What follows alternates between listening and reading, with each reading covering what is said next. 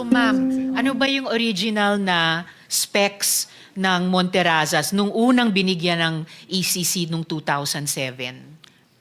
Yes, Your Honor. Based on records, lots for sale lang siya. So, individual houses po. Individual houses lamang. Yes, oo. Okay, yun po yung inapprove ni Mr. Arangues at that time. Oo. Pero 140 hectares na rin po siya. 140 hectares. Pero individual houses lang. So halos horizontal development And lamang. then, yung mga roads siguro that time, na-establish na rin. And at that time po, 2007 na ginrant, may kasama na po bang environmental impact assessment noon? Meron na po siyang, yes, Okay. ECC na Environmental Impact Assessment. Okay po. And then, so nung nag-apply silang ulit, 2022, I suppose ito na yung meron na silang sobrang vertical na development. Yun pong 2022 yan in-apply. Yes. And then may ilang revisions kasi hindi pinayagan ng LGU. So yung pagka-vertical niya, they follow the terrain. So hindi siya vertical, kundi like isang level, may 10 houses, second level. So following the terrain po, mga 14 houses. Right now, mga 10%, 3 hectares po ito lahat. Of the 140, 3 hectares siya. Ngayon, parang 15% lang yung complete, yung develop po. And yet, dun sa 15% na na-complete sa revised design na inaprubahan, inisyuhan ng ECC noong 2024, eventually, nakalikha na ng ganitong at naka-exacerbate ng ganitong kalaking damage. And nabanggit nyo nga, following the revisions, may revisions na ginawa dahil hindi pinayagan ng LGU. And it's of record sa mga, kahit sa mga media reports, dalawang magkasunod na alkalde ng Cebu City ay tutol dun sa revised design. Tama po ba ako?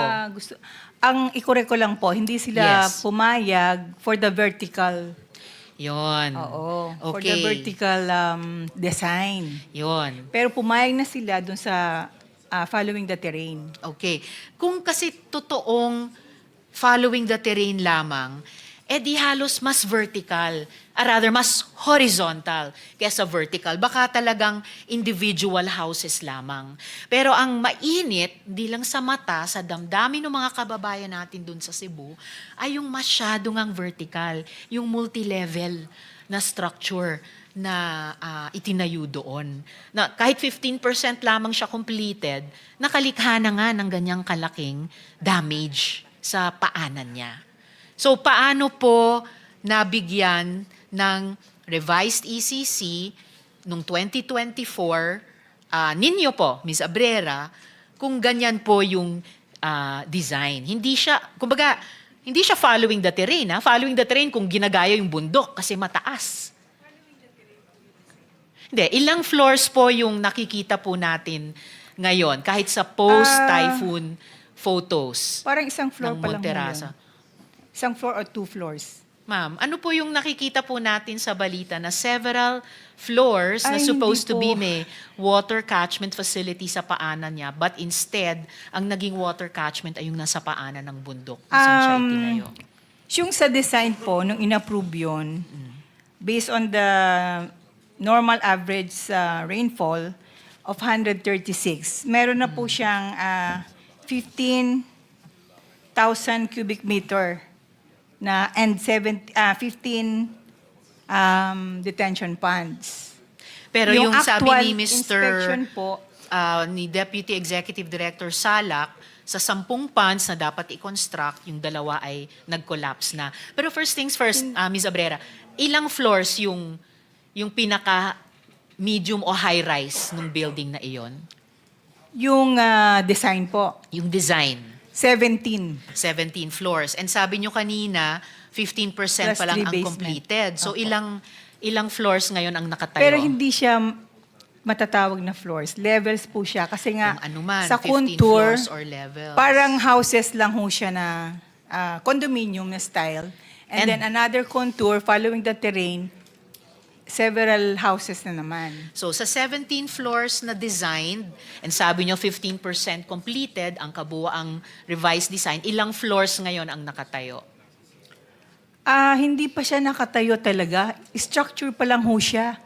Wala pa siyang, yun hong model house na nakikita doon, hindi ho siya part ng The Rise. Hindi siya part ng The Rise. Hindi po siya part ng The Rise. Across po siya, ibang, pero part pa din ng Monterasa. Pero lahat ng land prep bilang paghahanda sa yung kung may buhos na ba dyan, o kung anong foundation work na iginawa, ay para ihanda yung isang 17th floor, including yung sinabi din ni Deputy ED Salak na ang daming pinutol na puno. 734 na puno. Na sa common sense lang natin, kahit hindi pa tayo mag-iisip ng isang daray sa bundok, ay kontra sa common sense nga na magpuputol ng puno, magpuputol ng gubat sa taas ng puno, sa taas ng bundok, kasi yun ang dapat uugat sa lupa para hindi po ito mag-run off dun sa paanan ng bundok. So, and then nabanggit din po ni Deputy ED Salak kanina, oo nga, ang ECC, tama ba ma'am, you're also confirming yung ECC revised na ginrant noong 2024, kulang ng engineering geohazard assessment? Meron po siyang engineering, geological, geohazard Okay. assessment. Anong kulang sa kanya? Noon pong inspection kasi, may mga activities siya na ginagawa na hindi nakasama sa original design. Okay. And So, yet, inaprubahan ninyo yung ginrant Hindi. niyo yung ECC noong 2024? Ang ECC po ng 2024, gaya na po ng sinabi ko, it has gone through the whole process. So nagkaroon po yan ng public scoping, public hearing, technical reviews, may independent body dyan na nag-review din, may committee dyan, body, and then recommended for approval. So hindi yan, instead of usually nga 2 or 3 lang na reviews, naging 4 reviews pa. Tapos yung EGAR, na vertical supposed to be, nirevise po yon to consider yung terrain na ang kanyang design. So, ano po yung sinasabi ni ilang Deputy ED revisions? Salak na kulang ang EGAR?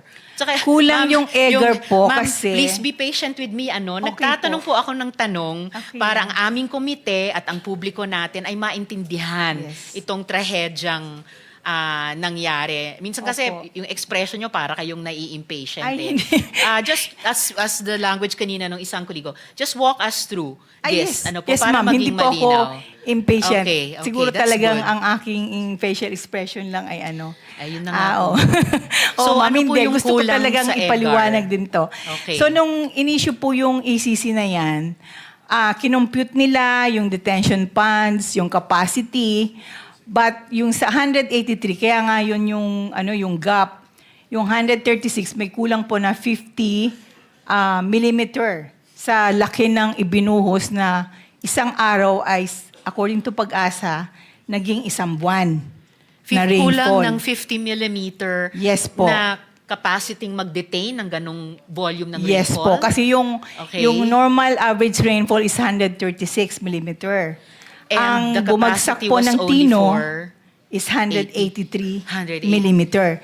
So Okay. yung kanyang pong detention ponds, yun lang ang ginawa niya for the 136 average normal rainfall. And nung inspection po, nakita namin na although nag-increase siya ng by 10 cubic meter, so from 15 naging 25.819 cubic meter. Pero sa lakas po ng ulan, talagang hindi po kinaya. So ang violation nga niya, yung during emergencies and heavy rainfall and downpour, wala siyang naging contingency plan.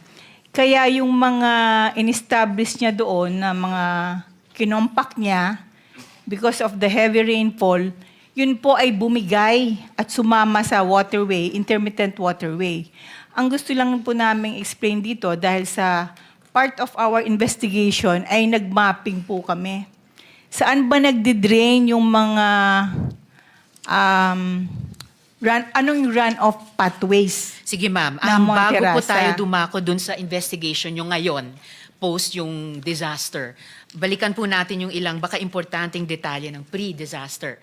Sabi din po kanina ni Deputy E.D. Salak, akala nung ibang developers, or in this case, akala nung developer, na sina Slater Young, na ang ECC, akala nila permit na yon, but may compliance. Wala po ba kayong napansing post-2024 grant nung revised ECC na mga condition na hindi nila kino-comply with, like pollution control officer and other requirements na kung hindi lamang kung kinomply nila, pero kung minonitor ninyo na kino-comply nila, baka hindi nangyari itong trahedyang ito.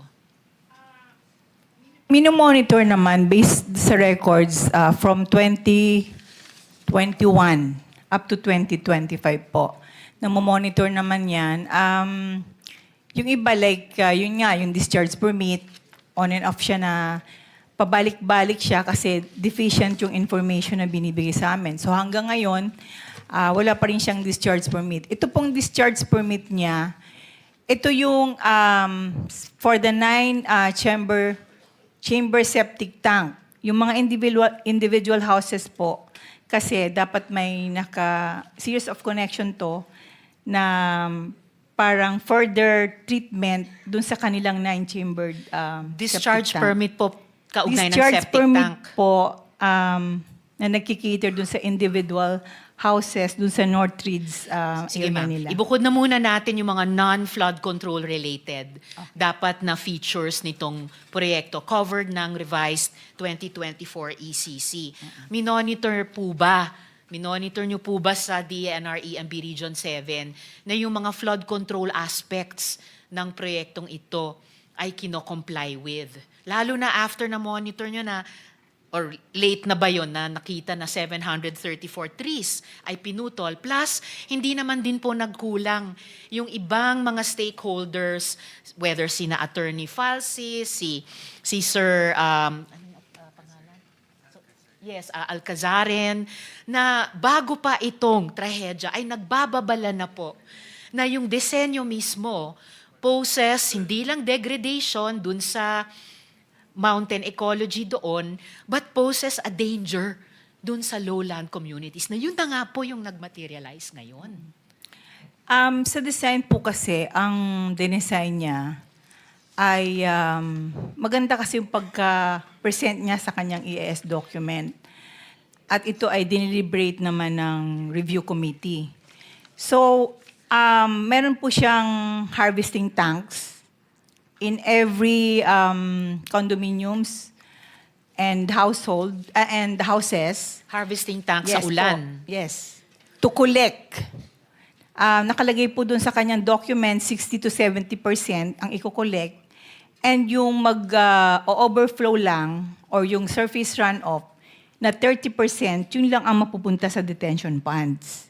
So hindi pa naman Nag-materialize po ba yung ganitong mga projections dito meron sa na po nangyaring siyang trahedya? hindi pa po siya nag-ooperate. Ayun na nga Ngayon, po may mga detention ponds na siya. So, ibig sabihin nun, naka-ready naman na yung mga detention ponds kasi hindi pa nga siya nag-ooperate. Wala pa siya supposed to be na surface runoff. Pero pag may mga development activities po yan, may natural surface runoff po yan. Pero Yes, hindi ma'am. kasi Pero laki hindi kaya- ng ibubuhos sa Yes, but detention ponds. Hindi kaya sa buong process ng project development, hanggat hindi pa naitayo yung bawat unit, bahay man yan, or yung proposed 17-story structure, na di umano meron namang flood control components, during the construction phase pa lang, dahil ganun ka-bare yung construction site, sa isang fragile na location, na pinutulan pa ng daang-daang puno na dapat sanang ugat nun ay magbibigay ng dagdag na security sa lupa kahit pa po umulan doon. So ito po yung nangyari. Construction phase pa lang, 15% completed, baka fatally flawed ang design. Hindi lang yung completed design, pero yung stages of construction. Na sa next round ko po, Mr. Chair, babalikan ko. Because I think, ang DENR naman, hindi naman po kayo real estate agency. Kayo yung Environment and Natural Resources Department. So, hindi lang yung sustainability ng mga ecosystems natin, pati yung kaligtasan nating mga tao na nakikipamuhay sa kalikasan at various stages ng pag iniiba natin ang contours ng kalikasang iyon. So I'll just suspend my interpellation for now, Mr. Thank Chair. you, Salamat Senator po.